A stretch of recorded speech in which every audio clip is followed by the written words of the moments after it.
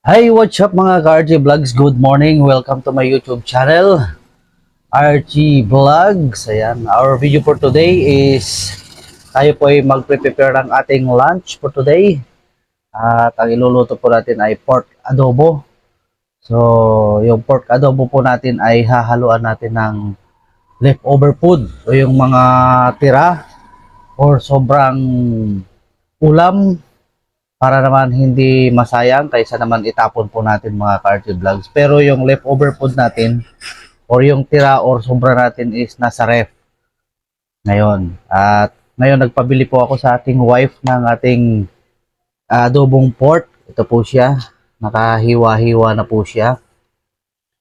Ayan, bali ano to, 1/2 kilo na laman ng pork meat na may konting mga taba-taba. Ayan, kasi masarap sa adobo mga ka-RG Vlogs pag medyo may taba-taba at medyo tuyong-tuyo yung pagkaka-adobo natin. Hindi naman yung tuyong-tuyo.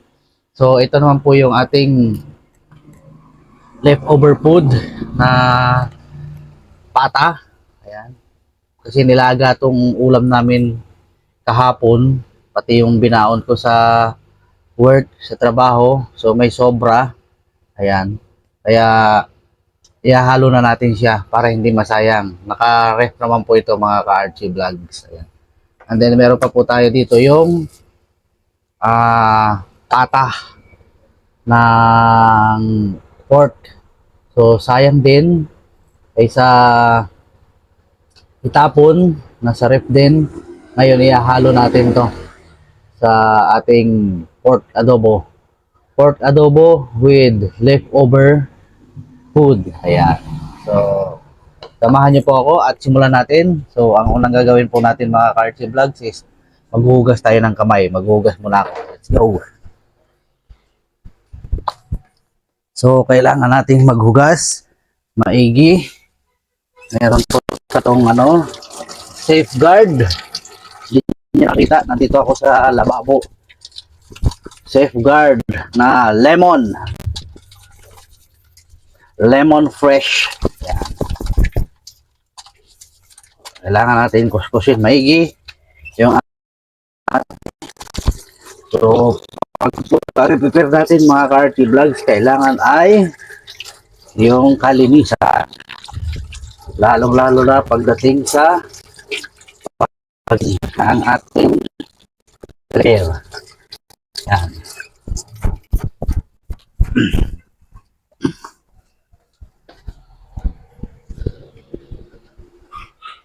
So ayan mga ka-RG Vlogs, I'm back. So malinis na yung ating ating kamay. Ayan. Pahingi ako ng ating bimpo dyan, sweetheart. Pamunas ng ating kamay, yung malinis. Para hindi yung ating i-prepare na food. Ayan. So, ayan. Galing ng aparador. Cabinet. Ayan. So, tayo ay handa ng ating pamunas. Ayan. This is it guys. So, ang mga ating ingredients ay meron tayong siling labuyo, may luya, dahon ng laurel o bay leaf, ayan, at saka sarsaya oyster sauce, ayan, baka naman. Sarsaya oyster sauce, baka naman, ayan. So, meron din po tayong sibuyas, meron tayong bawang, ayan. And then meron din tayong peppercorn or pamintang buo. And then meron tayong sa bawat patak sumasarap ang baliktad. Sa bawat patak sumasarap ang ewan ba yun? Ano bang magic sarap. Sumasarap ang bawat patak. Ayan, baka naman magic sarap. So ngayon ipe-prepare na po natin sila mga ka-RG Vlogs. So ang gagawin po natin ngayon ay i-slice natin yung ating onions. So mag-ingat po tayo sa kutsilyo mga ka-RG Vlogs. Yung ating sibuyas, So, ilagay natin sa plastic yung ating mga pinagbalatan para hindi makalat. Yan. So, pwede na ang isang sibuyas para lang pangtanggal natin sa natin pag gisa-gisa natin, pangtanggal ng mga lansa at pampasarap ng lasa. Ayan. So, i-slice lang natin ng ganyan. Ay, natatakpan pala. Sorry. Natatakpan tayo. Ayan. So, ito pang isa. Ayan, guys. So, pag tayo nagluto, kailangan kumpleto rekado para masarap at hindi kulang-kulang ang lasa. Ayan. So, ganyan. Susunod natin ay yung ating bawang. Alam nyo guys, sa adobo, masarap ang maraming bawang. Mas maganda kung huwag nyo nang durugin yung bawang, pero ako ay dinudurog ko para kumalat yung spices niya and then yung lasa ng ating bawang. Pero yung iba na nakikita ko, hindi na nila dinudurog o hindi na nila ini-smash, hindi nila kina-crush. Yan, sa akin naman po, yung konting lang, konting pit-pit lang para lumabas yung kanyang lasa. Ayan. So, maya-maya po, balikan natin mga ka-RT Vlogs. Kita-kits po tayo mamaya. Bye-bye! So, this is it guys. At na-prepare na natin kompleto yung ating lulutuin. Pati yung mga ingredients, andyan na po siya. Meron na po tayong bawang, sibuyas, paminta, siling labuyo, dahon ng laurel, toyo, suka, and then 2 cups of water, and then meron na rin tayong ginger, and then yung peppercorn. So ang panghuli po natin dyan na ihalo ay yung ating sarsa, yung tawag nito, oyster sauce. So ang gagawin po natin yan ay pakukuluan po natin hanggang sa kumulo at hanggang sa matuyuan. And then sabay na po yan sa paglambot ng ating pork. So buksan na po natin yung ating kalan at takpan natin, and then antayin natin siyang kumulo at lumambot. Ayan. So kung bakit pagtataka kayo bakit marami pong sabaw mga ka-RT Vlogs, sinadya ko po yan para ganyan po ako mag-adobo. Kasi yung iba, nagigisa sila. Ako minsan nagigisa rin ako pag nag-adobo. Ako naman, direct na po yan na adobo. Pakukuluan natin siya doon sa toyo, and then sa suka, and then sa konting tubig. Hanggang sa matuyo siya para ma-absorb ng karne hanggang sa paglambot. At aantayin natin siya na matuyo-tuyuan ng konti. At saka natin ihahalo yung ating mga ibang panimpla. Yung magic sarap, and then yung oyster sauce. So, kita-kits po tayo later on. So, pakuluan na po natin siya. Takpan po natin. Bye-bye! Kita-kits po tayo mamaya. This is it guys. In a few minutes na tayo nagpapakulo, bisitahin natin yung ating niluluto ngayon. So, tingnan natin. Ayan, this is it guys. So, kumukulo na siya. Ayan. So, ganyan lang siya mga ka-RT Vlogs. Yung ating pork adobo with leftover food. Ito po yung ating yung crispy pata. Ayan. And then ito naman po yung pata. Ito. Yung niluto natin na hinalo natin. Yan. Ito pa yung isa. Ayan.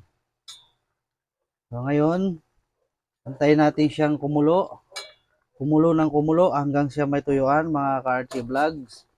At pag natuyuan na po yan, tsaka natin siya haluan ng ating oyster sauce para lalong lumasa at sumarap.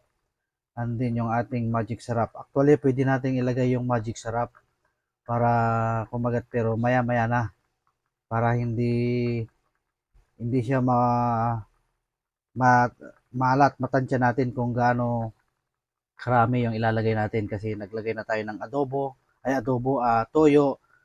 Kaya mamaya tsaka na natin siya tatansyahin mga ka-RG Vlog. So, antayin natin siyang lumambot maigi yung ating meat o yung pork meat. And then yung ating ah, pata na nilagay natin na leftover food. Mas maganda yun na kusa siyang makakalas doon sa mga kinakapitan niyang buto. And then pag natuyuan na yan, yung parang nagmamantika na siya. So, yun na po ang pinaka-resulta po niya mga ka-RG Vlog. So, kita-kits po tayo mamaya at abangan natin yung final touch natin dito sa ating pork adobo with leftover food. Ayan. Kita-kits later on. So, this is it guys. So, titimplahan na natin siya ng magic syrup para lalong sumarap. So, ito na po siya mga ka-RG Vlogs. Ayan, ilagay na natin yung ating magic syrup. Ayan. Tapos bahagya nating haluin mga ka-RG Vlogs para lalong sumarap at kumapit yung panimpla natin. Ayan, so kita nyo mga ka-RG Vlogs yung ating pork. So nag-evaporate na ng bahagya yung ating sabaw. Ayan mga ka-RG Vlogs. So this is it. Aantay na lang natin siya na matuyuan ng bahagya. Tsaka natin ilalagay yung ating oyster sauce para lalong sumarap. So natimplahan na natin. So tikman natin siya mga ka-RG Vlogs. Dito na tayo kukuha. Kasi pang ulam lang naman to mga ka-RG Vlogs. Dito na ako titikim sa ating sandok. Huwag niyo po sana akong ibabash. So pang ulam lang naman nito sa amin sa bahay. Titikman natin.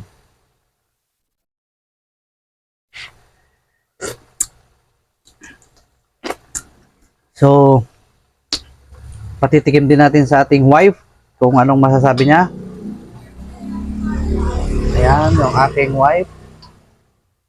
Anong balita? Malam. So, approve. So, para sa akin, nandiyan pa yung lasa ng suka. So, kailangan natin patayin yung lasa ng suka para ang matatikman na lang natin ay yung kanyang alat at konting asim. Kasi hilaw pa yung suka mga ka-RG Vlogs. Kailangan natin siyang pakuluan maigi at saka matuyo. So, kita-kits po tayo later on. At yung oyster sauce na lang ang ating panghuling ilalagay. Hindi na po tayo maglalagay ng salt kasi templado na yan. Meron na pong magic syrup. And then yung toyo. So, patutuyuan na lang natin siya. At palalambutin maigi yung ating pork meat. So, after that, magpe-prepare na tayo ng ating lunch. So, babalikan natin siya mamaya pag ninulog na natin yung ating paghihalo na natin yung ating oyster sauce. See you later on. Bye-bye. So, this is it guys. So, ilalagay na po natin yung ating oyster sauce para lalong sumarap. Ayan, buksan natin. Yan, this is it guys. Kulong-kulo na siya. So, depende po sa inyo kung gaano o kung ilang pirasong pouch or sachet na oyster sauce ang ilalagay ninyo para madagdagan ang lasa at sarap. So, kita-kits po. Kayo na po ang bahala kung gaano karami. And then, tsaka nyo po haluin para kumalat yung ating oyster sauce at kumapit na rin doon sa ating pork meat. Ayan, kita nyo na, na-dissolve na yung nilagay nating tubig kanina, mga ka-RG Vlog. So, antayin natin siyang magmantika para lalong masarap mga ka-RG Vlogs. This is the final touch. So, maya-maya, magpe-prepare na tayo ng ating lunch at tayo po kakain na. So, konti pa dahil may tubig-tubig pa siya. May sabaw-sabaw pa siya. Antayin natin siyang matuyuan ng bahagya. So, kita-kits later on. Bye-bye! So, this is it guys. Final look sa ating pork adobo with leftover food. Ayan. So, titignan po natin siya. Ayan. This is it guys. So, naiga-iga na siya. wala na siyang sabaw. Natira na. Bali, ano na lang yan. Yung kanyang katas at yan yung oil niya. So, kita nyo naman yung looks, mga Karchi Vlogs. Ibang-iba na. At talagang nag-shiny na po siya, mga Karchi Vlogs, dahil dun po sa pagmamantika niya. So, final touch, tayo po ay mag-flip-platings na at tayo po ay kakain na ng ating lunch at eksakto. So, time check po tayo is 11:30 in the morning. So, let's go guys. I-off na natin yung ating kalan. So, kita-kits po tayo sa pagkainan mamaya. Bye-bye! So, this is it guys. Tayo po ay mag-lunch na. So, ito na po yung ating crispy pata na hinalo natin sa ating pork adobo. Ayan. So, tikman na po natin siya, mga Karchi Vlogs. So, kuha tayo ng sarsa, lagay natin sa ating kanin. Ayan. So, first bite po tayo, mga Karchi Vlogs. So, using our bare hands. Ayan. Dapat malinis at sarap pagkamay ng ganito. Ayan. So, malambot na po siya guys. Ayan, kita nyo, nakakalas na siya sa kanyang buto. Ito po yung ating crispy pata na hinalo natin na leftover. Manamis-namis. So, yan. Sarap. So, panalo guys. So, kain na tayo. At i-enjoy natin yung ating lunch for today. Ayan, yung ating pork adobo with leftover food. Ang leftover food natin, mga Karchi Vlogs, is hanggat nasa ref at hindi pa sira or hindi pa siya spoiled o panis, ay pwede pa po yan. Kaysa naman po masayang at itatapon lang natin.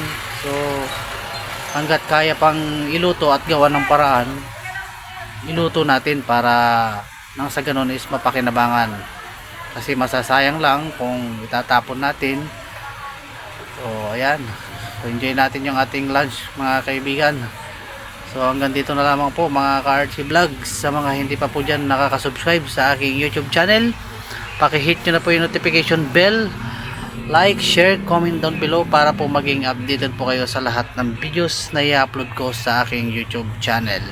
So kita-kits po tayo hanggang sa muli. Bye bye!